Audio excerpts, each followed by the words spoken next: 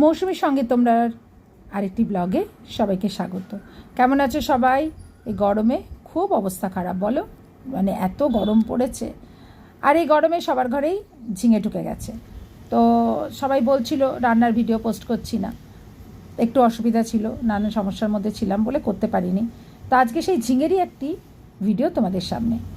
ঘরে যদি বড়ি থাকে বড়িকে একটু তেলে ভেজে নেবে, আর যদি বড়ি না থাকে তাহলে ছোলার ডালের বড়া দিয়েও করতে পারো বা বেসনের বড়া দিয়েও করতে পারো, যা খুশি দিয়ে করতে পারো।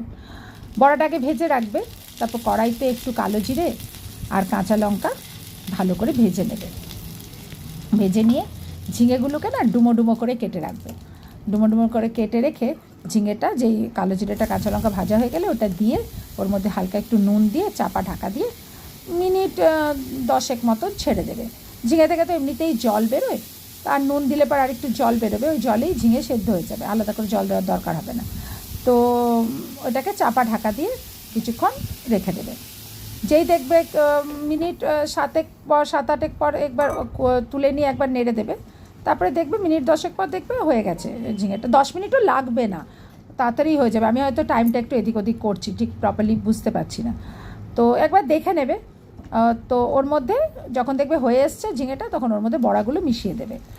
আর একটা মিক্সি বাটিতে না একটু বাদাম, পোস্ত, সর্ষে দুধ দিয়ে বেটে রাখবে। অল্প সর্ষে দেবে, পোস্তটা একটু বেশি দেবে, আর বাদাম দেবে। কাজু বাদাম দিতে পারো, চিনে বাদামও দিতে পারো। আমি চিনে বাদাম দিয়েই করেছি।